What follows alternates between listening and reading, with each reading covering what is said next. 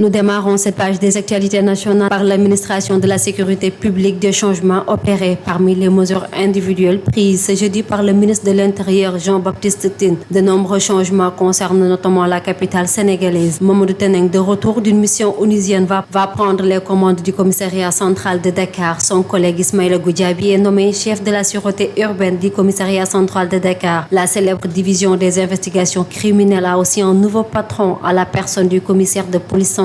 Le commissaire de police divisionnaire Elhadji Cheikh Dramé est nommé adjoint au directeur de la police de l'air et des frontières. Politique, Benno Bokk Yakaar dresse le bilan de Macky Sall 6 mois après le départ du président Macky Sall. Les leaders de l'ancien régime ont présenté hier au siège de l'APR le bilan des 12 ans d'exercice de l'ancien président de la République. Un bilan qu'ils ont jugé positif dans un livre qu'ils ont retracé toutes les œuvres réalisées de 2012 à 2024. On termine avec la révision de la Constitution. Les membres de la Commission des lois de la décentralisation du travail et des droits humains sont convoqués en réunion le samedi 31 août 2024. Cette rencontre prévue à partir de 10h à la salle Marie-Joséphine Diallo du nouveau bâtiment porte sur l'examen du projet de loi numéro 11-2024 de révision de la Constitution. On est allé aux élections. Benno a eu 35%. Toi, tu es allé aux élections, tu as eu 1%. Et tu entres dans quelle considération tu peux entrer? Aujourd'hui, nous sommes dans un travail de repositionnement, de réorganisation, de réinvention, et je pense que cela demande des gens. Si l'avenir nous appelle à être des opposants, on sera des opposants républicains. Si l'avenir nous appelle à avoir une autre position, on le sera aussi dans la constance de nos principes et de notre engagement. Maintenant, si d'autres ont d'autres convictions, c'est leur choix et nous le respectons comme nous avons toujours respecté. Mais ils ne sont même pas le tiers des cadres. Ils ne sont même pas le tiers des cadres. La plupart, est-ce que tu les connais toi? Tu en connais un? Mais personne ne les connaît. Maintenant, c'est ça le fonctionnement maintenant des partis, des gens qui arrivent parce qu'ils ont cotisé, parce qu'ils pensent. Mais bon, ce sont des camarades avec qui nous avons cheminé dans la bienséance. Ils sont partis, c'est leur choix. S'ils ont envie d'aller au pouvoir, c'est leur choix. Mais qu'ils nous laissent aussi la liberté de choisir. Ils ne peuvent pas dire aux Sénégalais que nous voulons aller avec Benno, alors qu'on n'a jamais dit nulle part qu'on va aller avec Benno. C'est archi faux. Je pense qu'il faut se construire dans la vérité. Et ça, malheureusement, ce n'est pas la vérité. La seule vérité qui vaille, c'est qu'on est allé aux élections, on a perdu, les Sénégalais ne nous ont pas fait confiance. Il faut se reconstruire, c'est ça la dignité. Non, on n'est pas en train de négocier avec le processus ou pas. Aujourd'hui, la vie politique sénégalaise est en train de se reconstruire. Il y a un pouvoir qui est arrivé, qui est le PASTEF, qui est souverainiste, qui se dit souverainiste, qui a une idéologie particulière. La droite a perdu le pouvoir. Wade avait dit qu'ils allaient faire 50 ans, ils ont fait 20 ans. Aujourd'hui, vous avez vu, ils ont compris, ils sont en train de se regrouper. Il y a quasiment aujourd'hui 2 blocs avec le PDS et avec la paire de Macky et la paire de Amadouba. Le grand absent, c'est la gauche. Aujourd'hui, la LD, l'AFP, le PS, Tahaou, qu'est-ce qu'ils vont faire? Qu'est-ce que l'avenir leur impose? Je pense qu'à un moment, on s'est séparés pour des raisons qui n'en valaient pas la peine. C'est l'échec d'une génération. Aujourd'hui, il appartient à cette génération-là de se remettre à l'endroit pour que la gauche ait son mot à dire, puisque par rapport à notre expérience démocratique, on a notre expérience, des gens sont élus en disant aux gens que ce pays, pendant 50 ans, a été mal gouverné. Ce pays n'a rien fait, ce pays est en ruine. Alors que le système. Mais aujourd'hui, il y a la preuve que ce pays-là a des institutions équilibrées qui fonctionnent. On est un État viable qui permet des alternances. Aujourd'hui, il y a un résultat à vous indiquer et la gauche doit se faire entendre. Je pense que c'est un mouvement naturel et c'est ça le vrai débat. Vous savez, aujourd'hui, dans ce pays-là, le débat public est fait diviser. Les Sénégalais ont parlé. Les Sénégalais ont parlé lors des élections présidentielles. Mais lorsque l'occasion viendra de donner la parole encore au Sénégal aux élections législatives, mais il parlera, mais aujourd'hui, tout le monde va le voir. Pourquoi il a besoin? Tout le monde va le voir. Des gens qui l'ont traité de tous les noms d'oiseaux aujourd'hui vont le voir. Parce qu'aujourd'hui, les gens se rendent compte que Khalifa Sall, c'est le seul qui peut discuter avec tout le monde. Parce que c'est le seul qui a des relations apaisées et stables avec tout un chacun. Il est en train de donner une leçon d'humanité à tous les Sénégalais. Comment vivre en dehors de la politique? Comment être un homme serein, équilibré tout court. Et c'est pour ça qu'aujourd'hui, tous les partis d'opposition vont chez lui pour lui dire que Khalifa, il n'y a que toi qui peux mettre en place. Comme tu as fait avec Yewwi, tu peux le faire avec l'opposition. Ça montre que l'homme qu'il est, et il n'a pas besoin de parler. Sa posture aujourd'hui, au centre de toutes les négociations, parle suffisamment pour lui. La criminalité prend des proportions inquiétantes au Sénégal. En 10 jours, les actes criminels se multiplient dans la capitale sénégalaise. À Pékin Technopole, le danseur Aziz Dabala et Boubacar Gano Diwali ont été froidement tués par arme blanche. alors que Pékin et le Sénégal étaient choqués par ce double meurtre et que l'enquête suivait son cours. Grand Yoff, Bargny et Yeumbeul Nord connaissent aussi des cas de meurtres similaires. À Grand Yoff, un taximan est atteint par balle alors qu'il portait secours à une femme en état d'agression. À Bargny, les circonstances de la mort de la petite maman Aïcha restent encore troubles. À Yeumbeul Nord, un homme poignarde son neveu lors d'une bagarre entre les deux hommes. Le dernier cas d'agression a eu lieu à Guédiawaye, précisément à Gounass. Un malfaiteur a fait irruption dans une maison et dégaine son arme sur une personne. Plus de peur que de mal, car le pronostic vital de la victime n'est pas engagé. Après ces actes odieux, certains Sénégalais, gagnés par la peur, demandent plus de sécurité dans les quartiers. D'autres, par contre, réclament tout simplement le retour de la peine de mort au Sénégal. Sur l'international, ce 30 août est la journée nationale de la libération au Gabon, où la transition est à mi-chemin. Il y a un an, tout juste, les militaires menés par le chef de la brigade républicaine, le général Brice Clotaire Oligui Nguema, renversé Ali Bongo dans la foulée de l'annonce de sa réélection après un scrutin très contesté. La quasi-totalité de l'opposition et de la société civile ont repris les institutions en vue d'organiser ces élections prévues plus tard, en août 2025. Le thème de la libération est utilisé à l'envi par les autorités du Gabon, parfois comparé à Moïse et son accession au pouvoir. Le général Oligui Nguema se réclame désormais de son successeur Josué, qui dans l'Ancien Testament a mené le peuple juif à la terre promise. Le chef de la transition multiplie les meetings lors de sa tournée républicaine aux airs de pré-campagne pour une présidentielle à laquelle de multiples personnalités l'appellent déjà à se présenter en 2025 sur le plan international.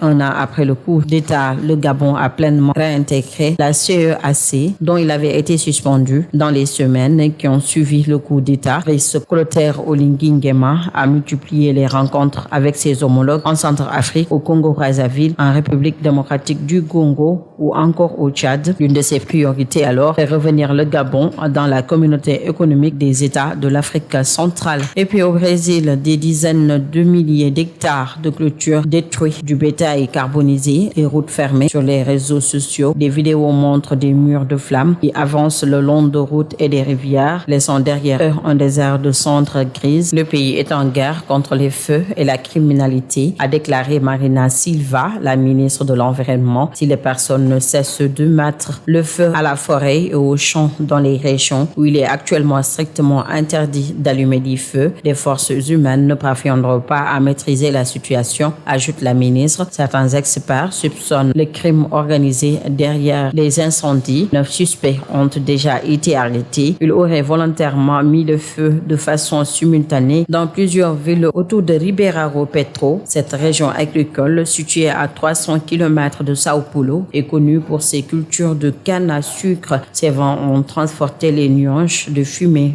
jusque dans les États voisins, alors qu'au même moment, le Brésil fait face à d'autres violents incendies. Et pour terminer, invisible et maintenant silencieuse 3 ans après le retour au pouvoir des talibans, les femmes afghanes continuent de voir les rares droits qui leur restent se réduire comme peau de chagrin. Fin août, une nouvelle loi a été promulguée en Afghanistan pour promouvoir la vertu et prévenir le vice parmi la population en conformité avec la charia, la loi islamique, a annoncé le ministère taliban de la justice. Cette loi vise à contrôler tous les aspects de la vie sociale et privée des Afghans et plus encore celle des Afghanes. Parmi les règles promulguées dans ce texte de 114 pages et 35 articles, l'obligation pour les femmes de couvrir leur corps et leur visage entièrement et si elles quittent la maison, impliquant le port de masque type Covid sur la bouche, ainsi pour l'interdiction de faire entendre leur voix en public. L'ONU, les organisations de défense des droits humains et des Afghans, l'Union européenne, tous ont de nouveau exprimé leurs préoccupations concernant cette nouvelle loi dont certaines dispositions étaient en réalité déjà en vigueur de manière informelle depuis que les talibans se sont emparés du pouvoir en août 2021.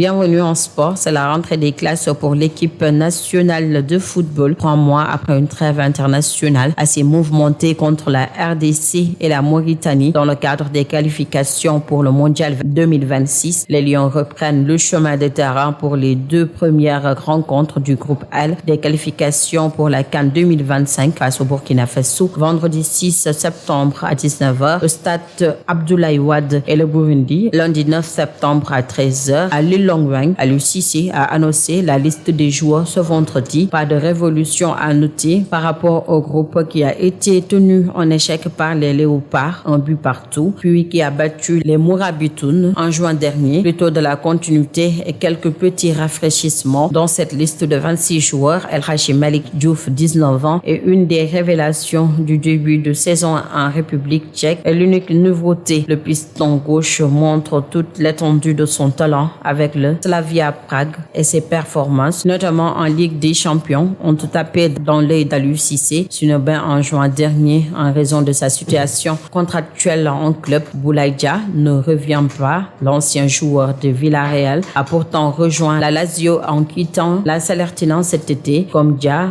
Djanglopi, Abdoulaye Ndiakhate Ndiaye, suspendu sur les 3 premiers matchs de Ligue 1 avec le Stade Brestois, et Arona Sangante n'ont pas été retenus. En revanche, Sadio Mané, dont la hache de guerre avec Aliou Cissé semble enterrée, est bien présent. L'attaquant d'Al Nassr avait dû déclarer forfait en juin, mais s'était permis de vivement remettre en question les choix tactiques de son sélectionneur. Il a été convoqué et devrait mener les Lions aux victoires. Et puis l'archer sénégalais Aliou Bramé affrontera aujourd'hui l'Indien Rakesh Kumar lors des 16e de finale des épreuves individuelles arc de poulie Open Homme aux Jeux paralympiques de Paris 2024. L'athlète sénégalais a terminé à la 28e place lors du tour de classement des épreuves individuelles arc de poulie Open Homme. Le javelotiste Youssoupha Diouf, le taekwondoise Idrissa Keita et le kayakiste Edmond Sanka sont les autres représentants du Sénégal aux Jeux paralympiques de Paris 2024. Diouf, qui a participé à 3 éditions des Jeux paralympiques 2016, 2021 et 2024, est le porte-drapeau du mouvement paralympique sénégalais à ces Olympiades. Il sera en lice au lanceur de javelot samedi à 17h. Keita, dans la catégorie des plus de 80 kg au para-taekwondo, va également démarrer son tournoi samedi à 9h. Sanka va participer aux séries du 200 mètres du canoë Spread 1 le 6 septembre prochain. Et pour terminer, l'Arabie Saoudite est sur le point de réaliser l'un des plus gros coups de ce mercato estival, d'après les informations de Sky Sport Italia, depuis confirmé par de nombreux médias. Victor Osimhen devrait quitter Naples pour s'engager avec le club d'Al Ahly ce vendredi 30 août. Un accord a été trouvé entre les 2 clubs pour le transfert du buteur de 25 ans autour de 80 millions d'euros plus des bonus. Une clause libératoire en dessus de 100 millions d'euros figure également dans l'accord. Une volonté de la part du joueur qui devrait de son côté percevoir 40 millions d'euros par an pour son contrat jusqu'en 2029. Le PSG, mais surtout Chelsea, se sont montrés intéressés pour le Nigérien, champion d'Italie avec Naples en 2023. Les Londoniens étaient même proches d'un accord ces dernières heures sur un prêt avec obligation d'achat. Le média assure que les Bleus ont d'ailleurs envoyé un dirigeant en Italie pour tenter de faire capoter le transfert en Arabie Saoudite, mais Osimhen devrait bien passer sa visite médicale ce vendredi. Les calendriers et quand est-ce qu'on va ouvrir et quand est-ce qu'on n'ouvrira pas, comme vous le savez, c'est une période un peu difficile, début de saison, où nos joueurs manquent beaucoup de temps de jeu. Certains sont encore à la recherche d'un club. J'ai toujours dit que c'était des moments difficiles pour un sélectionneur. 2 périodes, les mois de juin, fin de saison, et les débuts de saison, mois de septembre. Donc, Edouard Mendy, Seny Timothée Dieng, Mori Diaw, Abdoulaye Seck, Formose Mendy, Kalidou Koulibaly, Ismaël Jacob, Moussa Niakhaté, Nampalis Mendy, Ismaël Pathé 6, Seydou Sanou, Pape Alassane Gueye, Idrissa Gana Gueye, Abou Diallo, Pape Matar Sarr, Lamine Camara, Iliman Ndiaye, Habib Diarra, Habib Diallo, Chérif Ndiaye, Sadio Mané, Nicolas Jackson, Aladji Malik Diouf, Abdallah Sima. Voilà, tout en sachant que j'attends aussi des nouvelles de certains de nos joueurs ce week-end-là ou peut-être même aujourd'hui, parce que peut-être qu'il y aura des défections au niveau de ces 26 joueurs-là, mais on essaiera de pallier leur absence en convoquant d'autres joueurs. Contrat ou pas contrat, il n'y a rien qui change sur ma motivation d'amener cette équipe-là encore plus loin. N'oubliez pas qu'avant d'être sélectionneur de l'équipe nationale du Sénégal, je n'avais pas de contrat, alors que j'étais entraîneur de l'équipe olympique. Le Sénégal est mon pays. Ce n'est pas une histoire de contrat qui me lie à ce pays-là. J'ai la parole de mes dirigeants, le coup de main de mes dirigeants, que ce soit le président ou le comité exécutif. J'ai leur confiance aussi.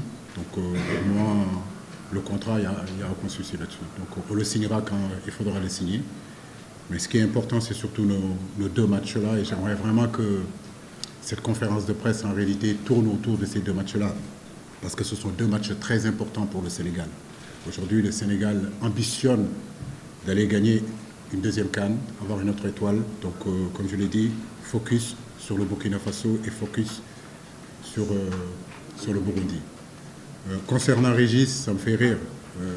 Je pense que pendant 10 ans, il a été critiqué ici. J'ai été critiqué ici sur Régis.